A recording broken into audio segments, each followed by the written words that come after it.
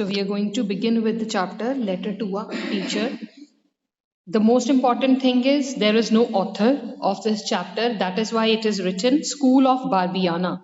What does that mean? It simply means that it is not written by a single person, but students from the School of Barbiana. उस school के कुछ students के बारे में है वो ये चैप्टर को लिख रहे हैं. So first of all, we are going to read who the author is and what the author is saying. So clearly it is mentioned here that Letter to a Teacher was originally written in Italian, right? In Italian by students of Barbiana School.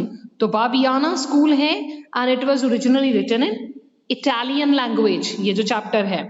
It was first published in 1967 and soon became the bestseller in Italy.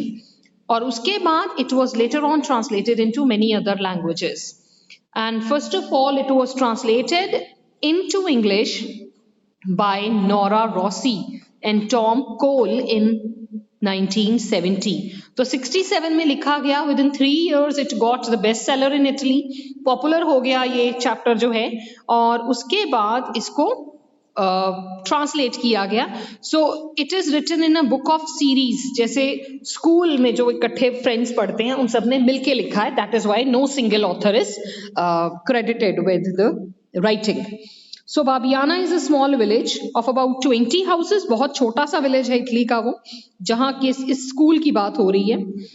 And it was set up, ये जो school है बाबियाना school, it was set up by a progressive educator, journalist and priest Lorenzo Milani to provide an alternative for poor children who had been pushed out of traditional schools. तो जिनको कोई नहीं पूछता उन लोगों के लिए ये जो स्कूल था ये स्टार्ट किया गया था. The school boys जो authors हैं इस चैप्टर के of this letter to a teacher belong to Tuscan peasant families. ये जितने बच्चे चैप्टर लिख रहे हैं ये सारे फार्मर्स की फैमिलीज को बिलोंग करते हैं. But the experience they speak of is not limited to their own situation. They, like all other village children who joined Milani's school, had either been failed out of the school or were bitterly discouraged with the way they were taught. तो ये एक student की कहानी नहीं है, यहाँ पे बहुत सारे स्टूडेंट्स की बात हो रही है. वी आर टोल्ड, हमें बताया जा रहा है ये कि यहाँ पे या तो बच्चों को डिस्करेज किया जाता था, इतना बुरा भला बोला जाता था कि वो आगे बढ़े ही ना, या उनको फेल कर दिया जाता था. तो एक ऑल्टरनेटिव स्कूल तो खोला गया लेकिन जिस किस्म की पढ़ाई उनको चाहिए थी वो नहीं मिल पाई. And that is the reason why they were compelled to write this letter to a teacher. इसी वजह से उन्होंने ये टीचर को लेटर लिखी that we failed because of you. अगर आप हमसे प्यार से बात करते, अगर आप हमसे भेदभाव ना करते, आप हमें व्हाइट्स और ब्लैक के अमीर गरीब के चक्कर में ना डालते, we would have been good students, we would have done something good, लेकिन only because of you now we are failures in life. और ये कहीं ना कहीं टीचर को सच्चाई बताने के लिए उन्होंने लिखी है. And they are writing it to an imaginary teacher. और वो नहीं ऐसे किसी को टारगेट कर रहे हैं, but definitely who must have done something wrong to them, उसको तो पता होगा कि ये मेरे बारे में लिखा जा रहा है. सो ये जो बुक है it is actually a book letter to a teacher. उसमें से उस बुक में से ये एक छोटा सा एक्सट्रैक्ट जो है वो ले लिया गया है. So it is a powerful indictment of injustices of the conventional school system. जो पुराने conventional school system है उनके injustices की बात हुई है यहाँ पे. How students are tortured, how they are not treated properly, वो बात कर रहे हैं यहाँ पे. Written by poor students, it exposes the class bias of educational system and proposes new objectives and new pedagogical methods for education, particularly for the less privileged students. तो basically यहाँ पे बात हो रही है कि कैसे एजुकेशन सिस्टम में भी क्लास बायसनेस आती है. हम कहते हैं कि normally I have a dream पढ़ा है आपने वाई केज्ड बर्ड सिंग्स पढ़ा है, दोनों में व्हाइट और ब्लैक के डिफरेंसेस की बात हो रही है. लेकिन नोबडी नोज कि ये सब कुछ एजुकेशन में भी चल रहा है. यहाँ पे बच्चों के साथ भी वो सब हो रहा है, बड़ों के साथ तो भेदभाव होना ही है. So, although it seems to be written by one boy alone, the book is in fact written by 8 students of Barbiana School with the assistance of some former schoolmates. तो टोटल 8 बच्चों ने मिलकर ये लिखा है और उन 8 के बिना उन्होंने अपने से पहले सीनियर्स की भी हेल्प ली है. ऑब्वियसली जब एक जनमत बनता है, जब बहुत सारा लोग और एक ग्रुप एक इकट्ठे ठान लेते हैं कि now we are to expose this, जो भी स्कैम चल रहा है या इनजस्टिसेस हमारे खिलाफ चल रहे हैं, तो यही इन बच्चों ने किया है. 8 ने अपने सीनियर्स की हेल्प के साथ इस बुक को लिख दिया. And this book is written in the form of a letter to an imaginary public school teacher. तो ये किसी इमेजिनरी टीचर के लिए लिखा गया है, मतलब पर्टिकुलरली किसी एक टीचर नहीं, इमेजिनरी. बट क्यों लिखा है उन्होंने? क्योंकि उनके एक्सपीरियंसेस बुरे थे. नाम नहीं किसी का उन्होंने लिया, but they are writing it to a teacher, just a teacher. This abstract teacher, however, is constructed from the children's concrete experiences in public schools. तो ये कैसे लिखा गया?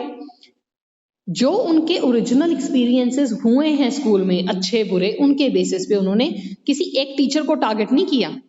क्यों नहीं किया? क्योंकि उनको लगता है सारे ही उनके साथ सेम सलूक कर रहे हैं. So they are writing to an imaginary teacher but on the basis of their realistic experiences के बेसिस पे वो ये बुक लिखी है उन्होंने एक चिट्ठी के रूप में कि हम आपको आज कुछ बताना चाहते हैं, और उसी का एक एक्सट्रैक्ट आपके सिलेबस में है.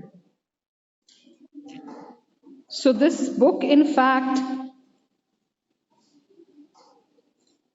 took almost a year to write. All those 8 students, they took one full-fledged year to write this book. Compelling evidence in the form of extensive statistical data, tables, graphics, उन्होंने वो सब बताने के लिए कैसे बच्चों के साथ डिस्क्रिमिनेशन होता है, they collected some data as well. तो 1 साल पूरा लगा दिया उन्होंने, उसके बाद ये बुक के रूप में उन्होंने छापा. Although written as a letter to an imaginary teacher, the book is written to be useful to everyone. तो ये बुक कैसे लिखी गई? ये सबका फायदा हो. अगर किसी एक टीचर का नाम लिख देते, वो टीचर कोई फर्क नहीं पड़ना था उस चीज से, राइट? वो डेफेमेशन का केस वो अलग. उन्होंने इमेजिनरी टीचर को लिखा कि सबको पता भी चल जाए क्या होता है क्या नहीं होना चाहिए, और उन पे कोई बात भी ना आए. As the boys say in the dedication, this book is not written for teachers but for parents. It is a call for them to organize. तो उन्होंने डेडिकेशन में क्या लिखा? कहते हैं टीचर्स के लिए ये बुक नहीं है, ये पेरेंट्स के लिए है कि now is the time for them to organise. वो देखें कि जहां वो अपने बच्चों को भेज रहे हैं वो is it the befitting place, क्या वो सही जगह है एजुकेशन की कि नहीं. तो ये इनडायरेक्टली उन्होंने बोल दिया. क्या कहना चाह रहे हैं यहाँ पे कि पेरेंट्स बड़ी उम्मीद से टीचर्स के पास बच्चों को पढ़ने के लिए भेजते हैं, और ये टीचर की रिस्पॉन्सिबिलिटी है कि उनको अच्छा इंसान बनाओ. अगर टीचर डांट के बच्चे को क्लास के बाहर निकाल देगा, बच्चा पढ़ेगा कहाँ से? उसकी तो मौज है, वो तो घर से ही नहीं पढ़ने के मूड में आते हैं. तो उनको कैसे कंपेल करके कि हाँ उनके सर पे बैठो और उनको बोलो वन टाइम नहीं, एक बार मिस्टेक किए 2 बार लिखो, 3 बार लिखो. उनको ऐसे आप कंडीशन कर दो कि दोबारा गलती करने से वो डरे कि भाई 5 बार लिखना पड़ेगा, इससे बेटर है पहली बार ही लर्न करके लिख लो आप. So this is a call for the parents, indirectly making the teachers realise that they are second parents to the children. उनके ऊपर ज्यादा बड़ी रिस्पॉन्सिबिलिटी है. So the chapter letter to a teacher, it begins dear miss. तो कैसे शुरू हो रहा है chapter? Dear miss, you won't remember me और माई नेम, कि आपको मेरा ना नाम पता होगा ना आपको मैं याद होऊंगा. You have failed many of us, आपने हम जैसे बहुत फेल किए हैं. On the other hand I have often had thoughts about you and other children and about that institution which you call school and about the boys that you fail. लेकिन कहता दूसरे हाथ मैं अक्सर आपके बारे में ख्याल, मतलब अक्सर मेरे दिमाग में आपके बारे में ख्याल आते हैं, बाकी टीचर्स के बारे में ख्याल आते हैं, उस जगह के बारे में ख्याल आते हैं जिसको आप स्कूल कहते हो, और उन बच्चों के बारे में ख्याल आते हैं, उन बॉयज के बारे में जिनको आपने फेल किया है. And what has happened? जब आपने हमें फेल किया, you fail us right out into the fields and factories and then forget us. कहता आपने सिर्फ हमें फेल नहीं किया, आपने फेल करके हमें मजदूरी के लिए खेतों में भेजा, आपने फेल करके हमें फैक्ट्रीज में वर्कर बना दिया, और उसके बाद आप हमें भूल ही गए. हमें तो आप याद हो, लेकिन आपने हमारे करियर के बारे में नहीं सोचा. You did not help us, you did not even sympathise with us, आपने सिर्फ हमें फेल किया.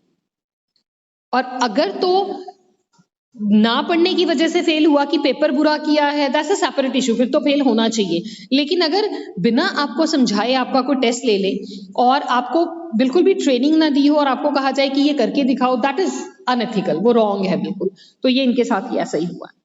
While giving a test, you used to walk up and down between the rows of desks and see me in trouble and making mistakes, but you never said a word. अब ये थोड़ा सा गलत भी हो जाएगा कि अगर टीचर इनविजिलेशन पे है तो टीचर कैसे आपको आंसर बता सकता है, आप गलतियां करोगे, घर से पढ़ के आओ पहले। बट यहाँ इनकी प्रॉब्लम क्या है, क्या ये डिफाइन कर रहे हैं कि we were not help even to prepare. तो जब आपको पढ़ाया ही नहीं गया, उसके बाद टेस्ट में आप गलतियां कर रहे हो और आपको फिर डांट पड़ रही है, वो गलत है। अदरवाइज ये कोई अपील नहीं है इस चैप्टर में कि नकलें मरवाओ या हम आप घूम रहे हो इन्विजिलेशन पे, हमें बताओ कि क्या किया जा रहा है या what to write. I have the same situation at home, no one to turn to for help for miles around, no books no telephone. Now this is the problem कि घर पे भी मेरे पास सपोर्ट के लिए कुछ नहीं है, ना ही मेरे पास बुक्स हैं, ना ही मेरे पास टेलीफोन है। I am an underprivileged child, I am poor, I cannot afford to have books, I cannot afford to have a telephone, and that is the reason I cannot prepare. This is what the child is telling in the story. Now here I am in school, कहता अब मैं school में हूँ, I came from far away to be taught. Here I don't have to deal with my mother who promised to be quiet and then interrupted me 100 times. तो कहता है यहाँ मैं बहुत दूर से चल के आया हूँ पढ़ने के लिए, यहाँ मुझे मेरी मदर के साथ डील नहीं करना। क्यों? घर पे मदर क्या करती हैं, मुझे कहती हैं कि अब मैं बोलूंगी नहीं, बट हंड्रेड्स ऑफ टाइम वो मुझे तंग करती हैं, बुलाती हैं। क्यों? क्योंकि काम के लिए भेजना, कभी लकड़ी ले आ, कभी ये ले आ। तो she keeps me working hard. और जो मेरी छोटी सिस्टर है, my sister's little boy is not here to ask me for help with this homework. घर पे होता हूँ तो मेरी बहन का बेटा मुझसे अपना काम करवाता है। मतलब ना मुझे घर पे पढ़ने का टाइम मिलता है, ना आप मुझे यहाँ समझाते हो, तो मैं जाऊं कहाँ। Here I have silence and good light and a desk all to myself, कि यहाँ मेरे पास प्रॉपर एनवायरनमेंट है पढ़ने का, मेरे पास लाइट है, घर पे लाइट नहीं है, गरीब है, बैठने के लिए डेस्क नहीं है, यहाँ पे सब कुछ है, मैं आराम से पढ़ सकता हूँ। बट अब यहाँ क्या हो रहा है, and ever there a few steps away you stand, और होता क्या है, आप मेरे से कुछ कदम दूर होते हो। यहाँ मेरे पास टाइम है, आप मुझे पढ़ा सकते हो, मैं पढ़ना चाहता हूँ, बट आप मेरे से कुछ कदम दूर होते हो। You know all of these things, you are paid to help me, कहता आपको सब चीजें पता हैं और आपको मुझे पढ़ाने के लिए पे किया जाता है। Instead you waste your time keeping me under guard as if I were a thief. मुझे हेल्प करने की बजाय, मुझे इनकरेज करने की बजाय, मुझे पढ़ाने की बजाय आप मेरे को ऐसे अंडर वॉच रखते हो जैसे मैं कोई क्रिमिनल हूं, जैसे मैं कोई थीफ हूं। आप मेरी बिल्कुल हेल्प नहीं करते। घर पे मुझे मदर और मेरी सिस्टर का बेटा नहीं पढ़ने देते। यहाँ पे सारी फैसिलिटीज हैं लेकिन पढ़ाने वाला कोई नहीं है।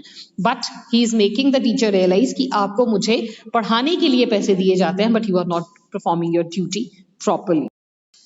देन द राइटर सेज,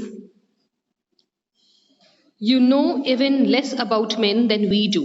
आप लोगों को उतना नहीं जानते जितना हम जानते हैं। आप तो सिर्फ ऐसे नजर रखते हो जैसे मैं कोई चोर हूं। The lift serves as a good machine for ignoring people in your building. तो कहता आप लोगों को इग्नोर करने के लिए आपके पास एक अच्छी मशीन है, वो है लिफ्ट। आप सीढ़ियों से चढ़ के नहीं जाते, आप वो नहीं यूज करते, आप वॉक नहीं करते, आप लिफ्ट यूज करते हो। The car for ignoring people who travel in buses, अगर आप बसेस में जाओ तो कितने लोगों को मिलोगे, इंटरेक्ट करोगे, वो अवॉइड करने के लिए आपके पास कार है। The telephone for avoiding seeing peoples faces of entering और एंटरिंग देयर होम्स, लोगों के घर में जाने की बजाय, उनको मिलने की बजाय आप टेलीफोन पे बात करते हो और आपको कोई एक्सपीरियंस नहीं है लोगों को मिलने का। आई don't know about you, but your students who know Cicero, कहता मैं आपको नहीं जानता ज्यादा, being a teacher मैं आपको ज्यादा नहीं जानता, but आपके वो स्टूडेंट जो सिजरो को जानते हैं, how many families of living men they know intimately, कहता जो लोग बड़े बड़े स्कॉलर्स को पढ़ते हैं, आपके वो स्टूडेंट्स, वो वाइट स्टूडेंट्स, वो डियर स्टूडेंट्स जिनके साथ आप फेवरेटिज्म, जिनकी जो आपके फेवरेट हैं, आप फेवरेटिज्म को प्रमोट करते हो, तो कहता क्या वो ऐसी फैमिलीज बता सकते हैं जिनको वो बहुत इंटीमेटली अच्छे से जानते हो? How many of their kitchens have they visited, उनमें से कितनों की किचन को उन्होंने विजिट किया है? How many of their sick have they sat with through the night, उनमें से कितनों के घर पे अगर कोई बीमार है उसके साथ वो रात रात जागे हैं?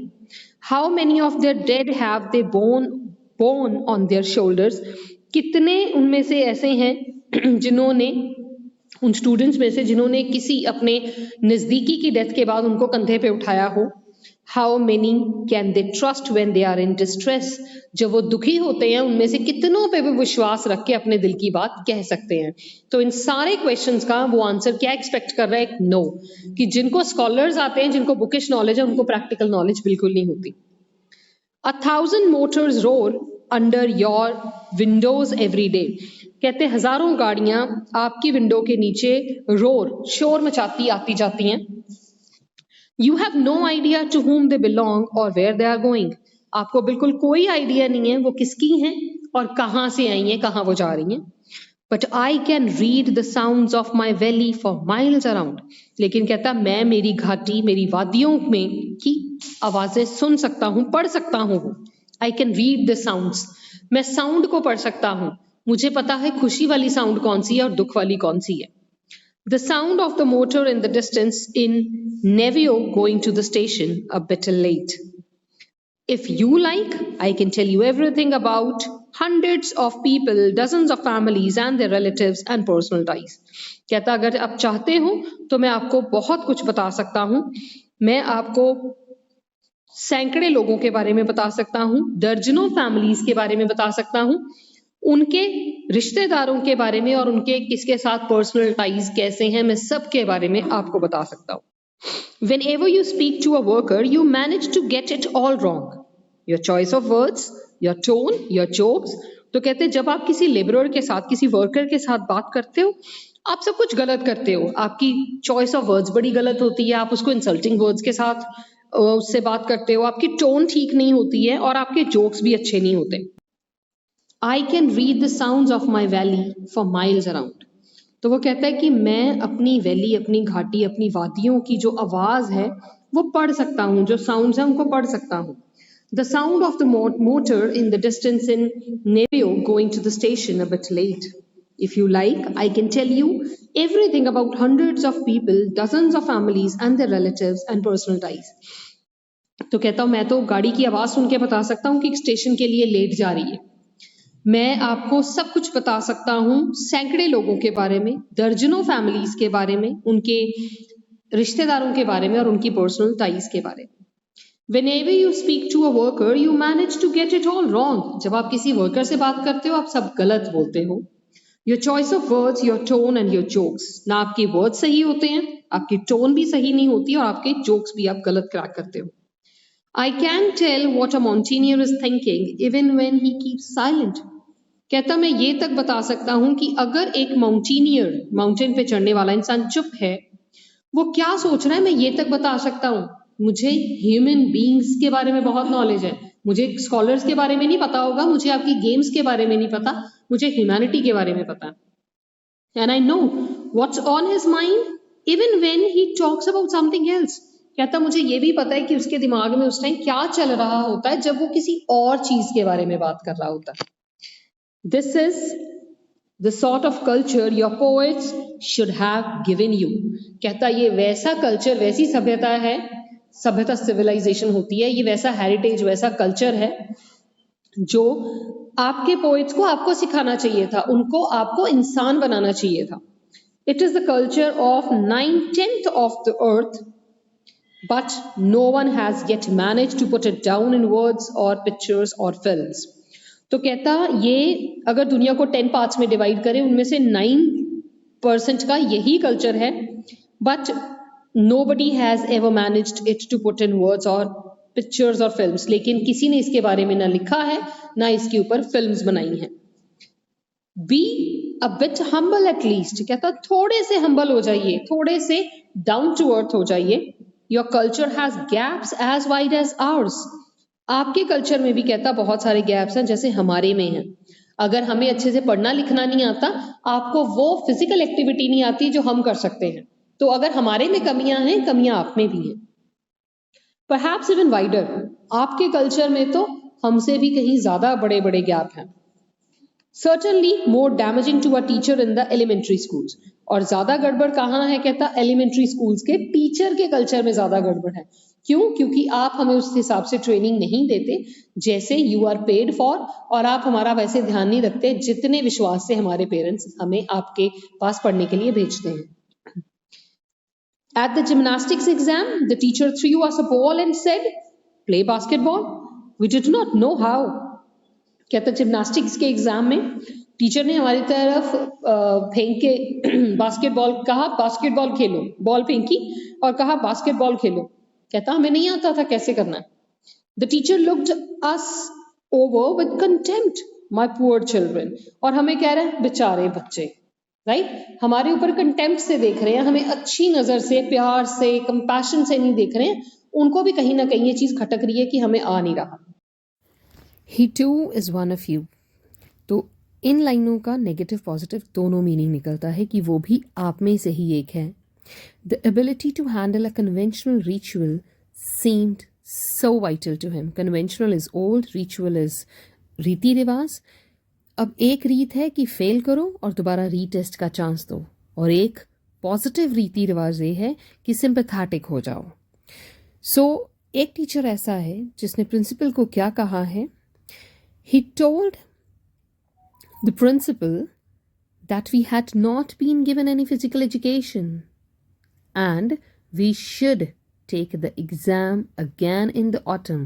तो इस लाइन को डबल तरीके से देखा जा सकता है। उसने ये कहा है कि हमें फिजिकल एजुकेशन की ट्रेनिंग नहीं मिली और हमें एग्ज़ाम दोबारा देना होगा क्योंकि हम फेल हो गए हैं। और दूसरी वर्जन इसकी जितनी बार पढ़ोगे अलग निकलेगी, वो ये पॉजिटिव कि वो भी आप में से हैं जितने हमारी साइड ली, प्रिंसिपल को ये बताया कि हमें ट्रेनिंग नहीं दी गई और हमें एक चांस और दिया जाए। So it carries two meanings. Could climb an oak tree. अब कंपैरिजन में बता रहा है कि बास्केटबॉल खेलनी नहीं आई हमें, बट हम में से कोई भी ओक ट्री पे चढ़ सकता है दैट लिव्स फॉर 300 years और दुनिया का almost one of the tallest में आता है oak tree. Once up there, we could let go with our hands and chop off a 200-pound branch with the hatchet. तो कहते हम एक ओक ट्री पे क्लाइंब भी कर सकते हैं और आप चाहे हमसे उसी ट्री का 200 पाउंड जो ब्रांच है उसको चॉप करा लो, हम वो भी कर देंगे। हमें physical education as a subject नहीं पढ़ाया गया, लेकिन हमें फिजिकल एजुकेशन, हमें फिजिकल स्ट्रेंथ है और हमें ये एजुकेशन जरूर है कि उसको हमने रियल लाइफ में कैसे अप्लाई करना है। Then we could drag it through the snow to our mother's doorstep. और फिर हम उसको ड्रैग करके, उस बड़ी सी ब्रांच को ड्रैग करके अपनी मदर के चूल्हे तक भी लेके जा सकते हैं। ऐसा ट्री जो 300 साल तक रह सकता है, वो ट्री जो बहुत दुनिया के सबसे टॉलेस्ट ट्री में से एक है, उसको। I heard of a gentleman in Florence who rides upstairs in his house in a lift. लेकिन कहता मैंने एक जेंटलमैन के बारे में सुना है, फ्लोरेंस में रहता है वो अपने घर की सीढ़ियां भी लिफ्ट में, सीढ़ियां नहीं चढ़ता, वो लिफ्ट में अपस्टेयर्स जाता है, ऊपर जाता है। But then he has bought himself an expensive gadget and pretends to row in it. Row का एक मतलब लाइन होता है, एक राव का मतलब बोट को चलाना होता है और एक राव लड़ाई भी होता है। तो कहता मैं कैसे जेंटलमैन को जानता हूं जिसने कभी सीढ़ियां भी नहीं चढ़ी, उसके पास बहुत महंगा गैजेट है और वो हमेशा ये प्रिटेंड करता है, शो ऑफ करता है कि उसके साथ वो मजे कर रहा है, खेल रहा है आराम से, और उसके घर में सीढ़ियां चढ़ने की बजाय लिफ्ट है। फिर भी you would give him an A in physical education, फिर भी आप उसको फिजिकल एजुकेशन में ए ग्रेड दोगे। और हम जो इतनी फिजिकल एक्टिविटी करते हैं, you fail us out there in factories and fields, जहां से चैप्टर शुरू हुआ था कि हम इतने आपके फेल करने की वजह से हमें फैक्ट्रियों में काम करना पड़ता है, हमें लेबर करनी पड़ती है और हमें फील्ड्स में जाके वही लेबर और मेहनत मशक्कत करनी पड़ती है। अगर आप हमें फेल ना करो, शायद हम भी रिस्पेक्टेबल जॉब्स में हों। That is all about the chapter.